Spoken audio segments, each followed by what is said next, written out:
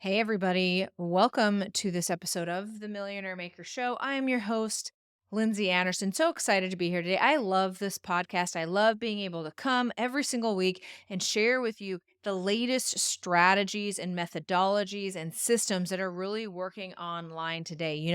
The online landscape is certainly changing. AI is making certain of that. So it's really important, and we're going to talk today about getting back to the basics on organic social media. If there's anything that this opportunity that I had to be on Netflix reality show, it is that you got to go back to basics. And the basics on organic social media are exactly how you're going to start getting clients today. And so I want to revisit a very popular episode, one of the most popular episodes of the Millionaire Maker Show. Make sure you go and listen to it. And that is really right after the trust came out. I shared in an episode called How to Positively React to Negative Comments on the Internet. Because when that episode came out, it became very clear to me that I have a polarizing personality. And I think maybe most people put in that situation could, depending on an edit, have. But certainly across the board, I have a polarizing personality. Some people, they really, really like me. And I get a lot of DMs and I get a lot of comments. I've had a lot of people come to my workshop and I've got clients from the Netflix reality show. And on the other side, there have been so many comments that have taken me by surprise. Just like, how could you say that to someone on the internet? Like, no wonder why these guys have the name of trolls because like that is just they're obviously, there's reactions and those kind of things. And it is interesting also to note this.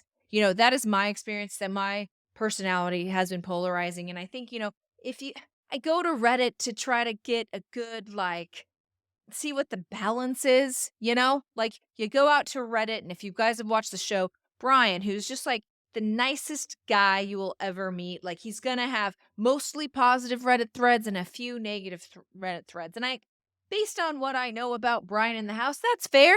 That's pretty accurate. So for me, I like to go out and peruse Reddit. And honestly, when I say that, actually, I'm not the one perusing Reddit. A big thank you goes out to my husband because he he takes a lot of time to read all those comments. He takes a lot of time to like listen to so many podcasts about people talking about it. He's in charge of recon over here about what's going on with Lindsay and the internet.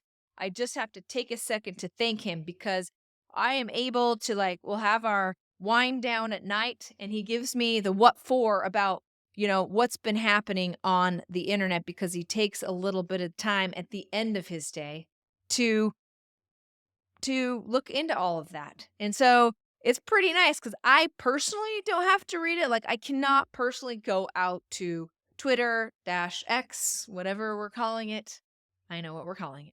I am a social media expert, but I have to say it like that. Uh he even goes out there to kind of see what people are saying. He doesn't want to be taken by surprise. So a big thank you to him. But back to my bigger point. Back to my bigger point is this. Um my personality is polarizing, okay? People really like you, some people really hate you. You have to know this because you want to go out and create social media content and generate sales. Creating social media content and organic social media is the best way to get sales, hands down, today, 2024 and beyond. And it always comes down to basics, but so many people are worried about how they're going to be showing up and what people are going to think and whether or not they're perfect or not. These are the kind of things that business owners really run into is this trap. And so they post in fits and spurts. When they're feeling confident, they'll post. When they feel like hiding, they don't post, and they don't have any systems in place to actually make sure that they can take some time off of social while social is still running. Now, a lot of that is in your own head, obviously, and it's become more clear. Like I know this. This is something that I learned a long time ago that I always try to remember in my life and in my business, and that is everything that you actually are thinking about someone. This happens a lot in sales calls. Everything you're actually thinking about someone is actually a reflection of yourself. We see that time and time and time again in sales calls. People get on sales calls, and because they have a desperate energy and because they don't value their programs and they're not charging enough and they're not quite sure if they can get the results that this person wants, then they pull back and they act small and they blame the other person on the phone. They're projecting. That person won't pay me. That person doesn't see my value. There was a Facebook comment from someone in the community, and she said, "Hey, Lindsey, I just got off a call. I'm very upset about it because this woman said she would never, ever pay me my rates and my program wasn't worth it. And it was devastating. How could you say that to somebody?" And the only thing I could respond back to her was, this is what you actually think about your own program. Because if this woman were to say, "Hey, you have a purple nose," like, you wouldn't be in our awesome Facebook group community saying, "This woman said I had a purple nose. Can you freaking believe it? How could someone be so cruel?" And so it's these kind of like being aware and self perception goes a long way in helping you with selling. So back to the comments on the internet. Back to the comments on the internet. They have been all over the place. And it's just once again for me so clear because nobody can agree on whether people really, really like me or really, really don't like me. Like, no one can agree on this. And so it really has to boil back down to everybody, what they're living in their life, what they see going on in their life, what's going on for them, and projecting that onto a woman, that's me, who, was on a reality TV show, and it was, 3 weeks worth of recording edited down to, I don't know, did I have even an hour of screen time? No. No, not even that. So it's really, really quite interesting. And so I do know that organic social media, it can be hard to put yourself out there. That's certainly not what I'm arguing here. What I'm saying is that you can use it as if you're serious about scaling your business, which I know you are because you're an avid listener of the Millionaire Maker Show. If you're very serious about it, then one of the biggest tools that you can use is this fear or the resistance. You can get all caught up in the resistance of things. I resist systems because I started my online business to have freedom, and systems are going to bog me down. I thought I could just wake up and be free about what I do all day. I don't want to be bogged down, right? So you have like a resistance to systems, or you have a resistance to sales. This happens a lot. Okay. I want to hide behind the tech. I want to hide behind all of the digital marketing systems and all the fancy marketing. And I want my emails to do all my selling for me. And can't this video just be good enough? Why do I have to go live? And all of this resistance. And you're like, hey, to sales. I don't want to get on sales calls. Now, your internet lifestyle, where you wake up and there's sales in your inbox, it is available to you, but not until after you've taken lots and lots of sales calls, even to the point to where you actually like sales calls and you don't mind them anymore. It's at that point you can actually start like systemizing your business, because you'll be easily at over $250,000 a year. So use that as a tool. That's what I do. I look at that resistance. Anytime my team says something and I have that feeling like, hey, I'm the boss, we're going to do it my way. You know, you can totally do that. But instead of doing that, instead I hear what they're saying. And instead of being annoyed or bothered or saying no or that sounds too hard, instead I really try to ask myself this question: why do you feel so much resistance to that? There must be something behind it. There must be something behind it. So I want to talk here about going back to basics and why on Netflix I'm so grateful that I'm a big back to basics kind of girl, okay? And it's very simple on social media what those basics are. I'm going to cover those for you in this episode, but the thing is, the biggest misconception most people have when posting on social media and being a business owner on social media, okay, this is like the biggest misconception. That is that it's all about the content. So they actually do this thing called what I call a content drop and run. They have a VA or a team member make a whole bunch of really awesome content, or they make content and they post it and then they run. That's a content drop and run for you. Okay. And if your content dropping running and you're forgetting that social media is actually social, that's exactly why your social media is not working. It does not work. There's actually three massive parts to organic social media sales, and I'm going to cover those right now. Here's the thing, okay? Content, while important, very important. Can't have social media without content, okay? I'm teaching the Unlaunch workshop right now, which, by the way, you can still get replays depending on when you listen to this. All you need to do is head over to theunlaunchmethod.com to either get replays or see when the next Unlaunch method is. But that is a organic social media selling system I share over the course of 5 days how to actually create sales with organic social media. And fact is, we don't even cover content until day 3. That should tell you how important these other two pieces of social media are. And those are number 1 is treat social media like your black book. What does that mean? That means that you are looking at all of your contacts, and you are really viewing social media as quality versus quantity. People who follow you, if they aren't like, if they're a bot, delete them and consistently be looking at the contacts that you have on social media and how you're interacting with them, particularly in the DMs, on people's profiles, whether or not you're looking at their stories, whether or not you're commenting on those stories, and you're really looking at your black book. That social media platform acts as a client relationship management system. It serves up to you if you handle it quality versus quantity here. Okay.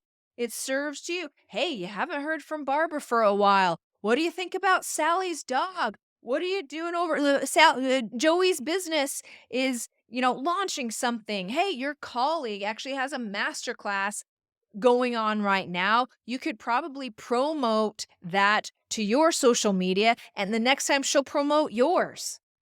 And you can use it to really nurture relationships. So for me, I time block my social media black booking time. That looks like 15 minutes in the morning, noon, and night to do social black booking. I'm starting conversations in the morning. I'm doing some work, picking up on those conversations, and I'm nurturing all of those individuals in my black book. The people in my black book include, of course, friends and family. They're on my socials. That's just what happens. Prospects of mine, sales prospects of mine, people that I've talked to, people that I would like to collaborate with, people that have a similar audience to mine, but we're not selling competing products, and people who will promote me. A big name of this game is called promotion. And the more people you have who are willing to promote you, the better. And not only that, the people who promote you, like if someone shares your invite only event on their Facebook wall and someone sees that invitation, because it's on someone else's wall about you, is so much stronger than you just mentioning it on your own wall. And so those are the kind of people that I'm touching base with, liking their dogs, making sure I'm making deposits in all of those relationship bank accounts, because relationships are everything. And when you treat social media like your black book, you can scroll down in your messenger. Oh, I haven't talked to Barbara for 9 months. I'm going to check in right now. And so you have to realize that people are people, and you start with the people that you know, the people you meet on podcasts, all of the people that you meet in your business. The second thing is virtual networking. Now that you have a black book going, you want to go out and virtually network. You want to build that black book with even more contacts, people you can touch base with, people you can DM and have conversations with. So in my Content That Converts program, I actually teach the $1,000,000 Rolodex. This is a spreadsheet. You have a list of 100 people.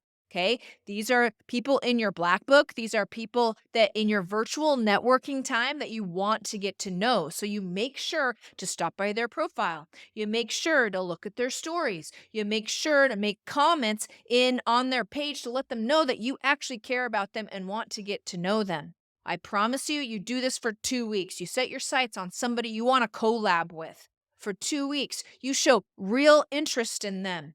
You look at their stories like a real interest, not oh, I wonder when I can sneak in and ask her to share my stuff kind of interest, but like a real interest. They will notice you. You can start a conversation. Suddenly you have a promoter. Suddenly your network is wider and you've added someone to your black book. So that's the three things of making organic social media work for you. It is your black book. It is your virtual networking, black book for people you know, virtual networking people for people you want to meet, and then the content that feeds all of that. The thing is, the social media algorithms want you to meet. So, with intent, set sights on who you want to meet, and the social media algorithms will take care of that. And that really, I'm grateful that I knew that going into Netflix and when that was released and these comments came out because I have people who will support me, so many people in the DMs. And not only that, okay?